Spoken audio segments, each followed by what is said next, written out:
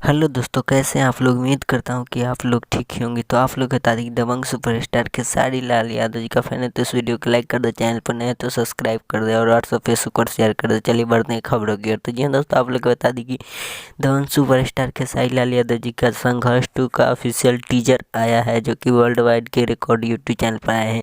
इसी पे कुछ लोग हगने चले आए हैं, टिप्पणी कर रहे हैं इस टीजर को लेकर कि इस टीजर में क्यों नहीं पूरी कहानी बताई गई। अरे अबे बेवकूफ़, सबसे बड़ा बेवकूफ़ तुमसे बड़ा कोई नहीं हो सकता। जो टीजर में इसके सारे कहानी इसको पता भी नहीं कि टीजर किसे कहा जाता है और टेलर किसे कहा जाता है।